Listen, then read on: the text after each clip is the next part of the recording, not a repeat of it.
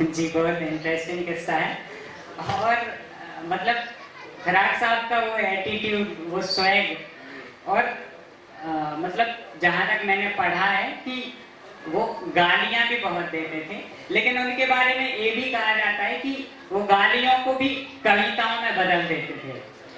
तो उनके बारे में एक वो वाला किस्सा भी मशहूर है। वो बैलगाड़ी से कहीं जा रहे होते हैं फिराक साहब, वो वाला किस्सा मुझे इस मोमेंट पे याद आ रहा है। आप प्लीज। जी जी जी, एक किस्सा ये है कि फिराक साहब को शादी में जाना था, और किसी को जाना हो शादी में वो चला जाए भाई फिराक साहब के साथ।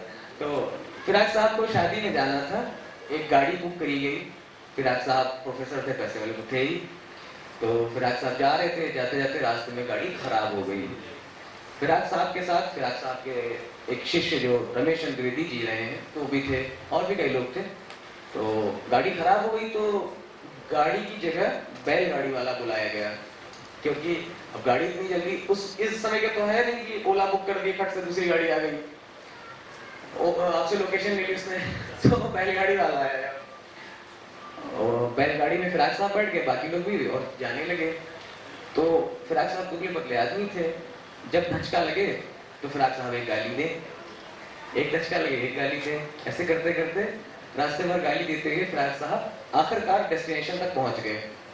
तो जहां पहुंचे फिराक साहब, तो फिराक साहब उतर लिए, अपना चाय पानी करने लगे। तो रमेश ने जाके कहा उनसे कि रमेश जी ने कि कितना पैसा हुआ भाई बताओ।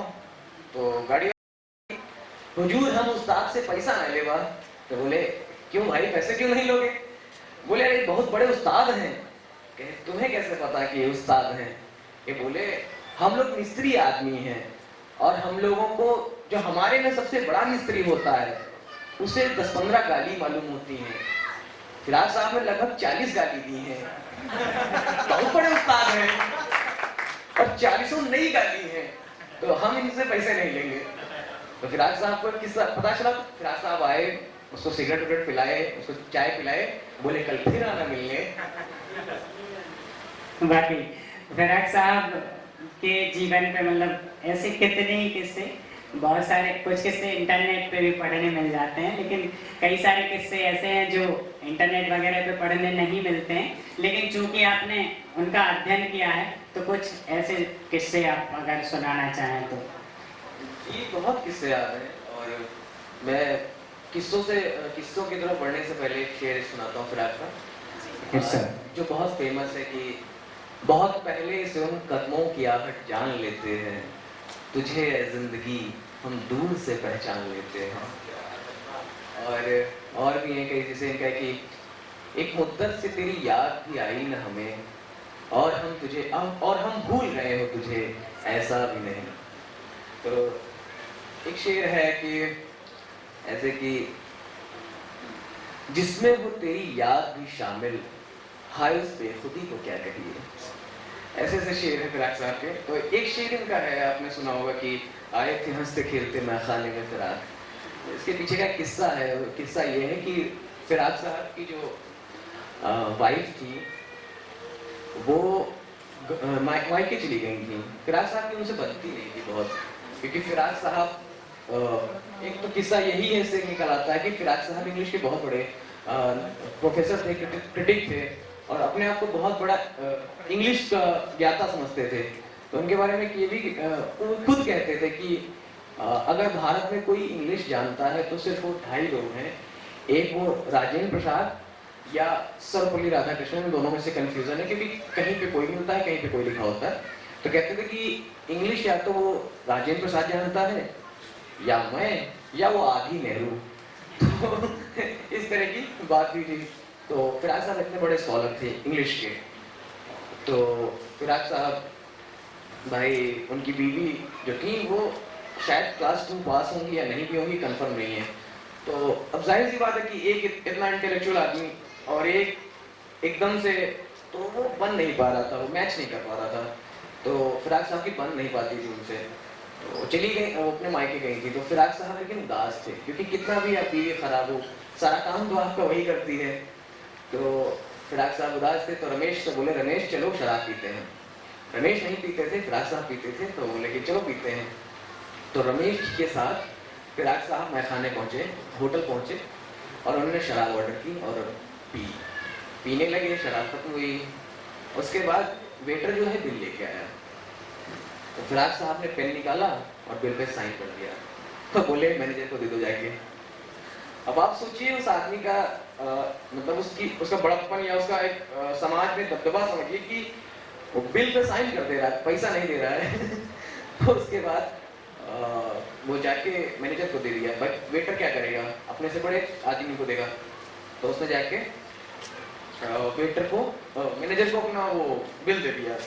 तो मैनेजर दौड़ के आया, तो फिराक साहब ने बोला कि क्या पैसे मांगने आए हो? देखो ऐसा है कि पैसे मेरी जेब में ही रखे हैं और आज जेब में हाथ डालने का मन नहीं है। तो मैनेजर ने कहा, अरे हुजूर गुस्सा की मतलब माफी चाहता हूँ, मैं पैसे मांगने नहीं आया हूँ, मैं चाहता हूँ कि आप एक शेर सुना दें। बोले देखो आज शेर सुनाने का भी मन नहीं है और प्लीज मतलब परेशान मत करो। तो इस पे जो है मैनेजर ने कहा नहीं आप सुना दीजिए। तो फिराक साहब को लगा कि जेन्युइन बात कह रहा है, सुना लेना चाहिए। तब फिराक साहब ने एक शेर पढ़ा कि आए थे हंसते खेलते मैखाने में फिराक, जब पी चुके हैं जाम तो संजीदा हो गए। वाह। कई किताबों में शराब भी मिलता है कि आए थे हंसते खेलते मैखाने में फिराक, जब पी चुके शराब तो संजीदा हो गए। जी, ये फिराक साहब का काफ़ी पॉपुलर शेर है। जी जी, बहुत पॉपुलर है। और जैसे आपने बताया कि उनकी पत्नी के साथ उनके कैसे संबंध थे, ऐसे ही उनकी निराला जी के साथ उनकी दोस्ती के किस्से बहुत मशहूर हैं। और आपकी शोध का विषय भी है कि फिराक गोरखपुरी और निराला का तुलनात्मक अध्ययन। तो आप निराला और फिराक साहब की दोस्ती से जुड़ा कोई किस्सा सुनाइए, हमारी ऑडियंस को जरूर पसंद आएगा। जी, तो मेरा जो विषय है शोध का वो ये है कि सूर्यकांत त्रिपाठी निराला और फिराक गोरखपुरी की कविता में परंपरा और सौंदर्य, मतलब एक परंपरा और एक सौंदर्य बोध क्या है, सौंदर्य में कुछ भी आ सकता है। तो निराला और इनका बहुत गहरा संबंध था और दोनों इलाहाबाद के थे। यानी एक गोरखपुर से आके बस गए थे, यानी फिराक साहब, और निराला साहब जो बंगाल से आके रहने लगे थे। लेकिन उर्दू कविता में और हिंदी कविता में उसमें सबसे बड़ा नाम जो दो बड़े नाम थे वो इलाहाबाद में ही रह रहे थे। दारागंज में निराला रहते थे, मैं वहाँ गया हूँ, देखने गया हूँ। और 8/4 बैंक और फिराक वहाँ भी मैं गया हूँ। आंवला का पेड़ उनका लगाया हुआ अभी भी लगा है। ये बात मुझे वहाँ रहने वाले प्रोफेसर ने बताई थी कि ये पेड़ जो है फिराक साहब ने लगाया था। वो बताते हैं कि लिप्टिस के पेड़ वगैरह लगे थे, वो गिर गए थे, फिराक साहब ने लगवाए थे। फिराक साहब बड़ा अजीब आदमी थे, कभी गुलाब की खेती करवा लेते थे अपने बाग में। एक बार तो गुलाब भी करवा लिए और एक बार बैंगन लगवा लिए थे, तो एक बार आंवला लगा दिए, जो मन में आता था। तो निराला ने एक कविता लिखी, जूही की कली। अगर आप में से कोई हिंदी साहित्य का विद्यार्थी होगा तो उसे मालूम होगा कि जूही की कली बहुत मतलब रेवोल्यूशनरी एक वहाँ से एक टर्न हुआ था पोइट्री का। तो जूही की कली कविता जो है, कुछ लोग कहते हैं कि छायावाद की शुरुआत जो थी वहीं से हुई है। तो जूही की कली जो कविता थी वो फिराक साहब निराला ने लिखी, जिसपे फिराक साहब ने आलोचना की। अब फिराक की जो कदकाठी थी वो ऐसी थी कि दुबले पतले आदमी थे, क्योंकि कम से कम 100-150 सिगरेट पी जाते थे एक दिन में। इस पे एक किस्सा है, ये किस्से के अंदर किस्सा, जैसे कि कहानी के अंदर एक कहानी निकल आती है। तो ये जो चलते फिरते लोग बैठ जाए थोड़ा सा, मतलब मैं किससे भूल जा रहा हूँ, मैं कंफ्यूज हो जा रहा हूँ। जी ठीक है, मैं पढ़ता हूँ, आपको सुनाता हूँ, एक कट कर लीजिएगा। तो मैं कहा था भाई, निराला और जो जूही की कली हाँ तो पब्लिश हुई थी। देखिए फिराक जो है मेरे लिए ईश्वर के समान है। मतलब ईश्वर के समान क्या है, जिस पे आप शोध कार्य करते हैं वो आपके लिए ईश्वर के समान हो जाता है। तो पहली चीज़ तो ये है। फिर वो मेरे उस्ताद हैं गज़ल के, मैंने बहुत कुछ सीखा उनसे। तो जब उनकी बात होती है तो मैं खो जाता हूँ कहीं ना कहीं। फिराक का एक शेर है कि वो आलम होता है मुझ पर जब फिक्र गज़ल में करता हूँ, वो आलम होता है मुझ पर जब फिक्र गज़ल में करता हूँ, खुद अपने ख्यालों को हमदम मैं हाथ लगाते डरता हूँ। कि मुझ पर वो आलम होता है कि मतलब मैं खो जाता हूँ अपने आप में, वो आलम होता है मुझ पर जब फिक्र गजल में करता हूँ खुद अपने। ऐसा है क्यों नहीं, क्योंकि अगर मैं अपने ख्यालों को छू लूंगा तो ख्याल बिखर जाएंगे, क्योंकि ख्याल बहुत नाजुक होते हैं, तितली की तरह होते हैं। अगर आप उनको छू लीजिएगा तो उनका रंग आपके हाथों पे लग जाएगा। और जोश मलियावती कहते भी हैं कि मैं जितना सोचता हूँ कविता, उसका शायद 10% या 20% ही गजल में लिख पाता हूँ, बाकी तो सब मर जाता है, मतलब रह जाता है। और जो गालिब का शेर है ना कि हजारों ख्वाहिशें ऐसी कि हर ख्वाहिश पे दम निकले, तो शायद ये ख्वाहिश होती है कि वो जो ख्याल सोच रहा है वो उसको हूबहू एज इट इज उतार दे। तो इसलिए वो एक ही ख्याल को बहुत बार बांधता है। फिर आप अपनी गजल में एक ही ख्याल को 10-10 बार बांध के रखे हैं, अगर आप पढ़ेंगे ध्यान से। तो ये खैर मैं किस्से पे आता हूँ निराला का।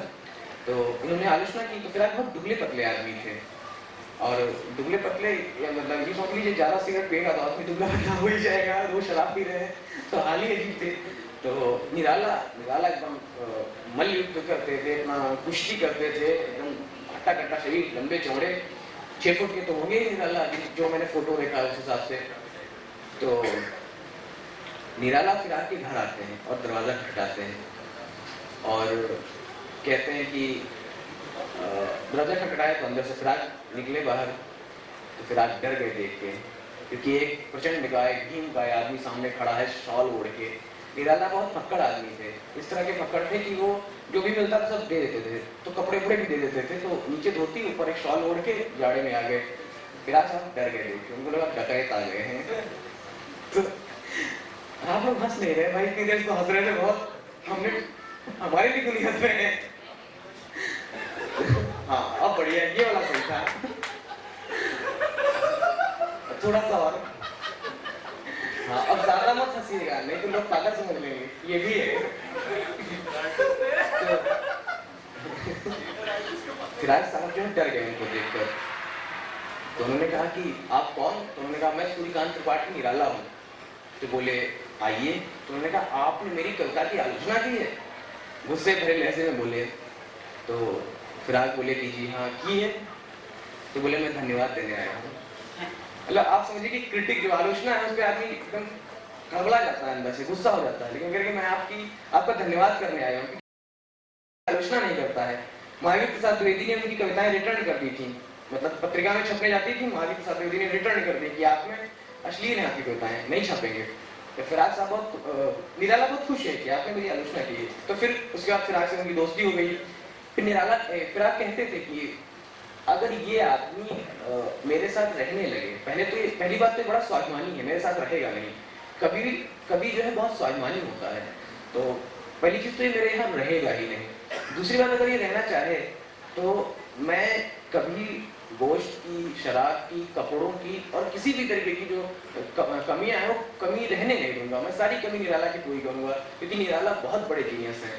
और जीनियस का मामला ये है कि जब लड़ाई होती थी किसी मुद्दे पे फिराक और निराला की, तो कहते थे दीवारें हिलने लगती थी। बैंक रोड वहां से करीब 300 मीटर 200 मीटर है उनके घर से फिराक के, तो वहां तक आवाजें जाती थी इनकी लड़ाई की। और जब लड़ाई होती थी तो फिराक हिंदी में बोलते थे और निराला इंग्लिश में उनको हटाते थे। ये मतलब जीनियस देखिए कितने दोनों थे। ये किस्से हैं फिराक और निराला के। जी प्रणाम। हमने फिराक साहब के बतौर शायर फिराक साहब के जीवन के कई पहलुओं पर चर्चा की और कई नए किस्से भी हमें सुनने को मिले। मैं चाहता हूँ कि कोई एक ऐसा किस्सा आप सुनाएं जिससे मतलब जो फिराक साहब को बतौर इंसान भी एक आला दर्जे पे खड़ा करता हूँ।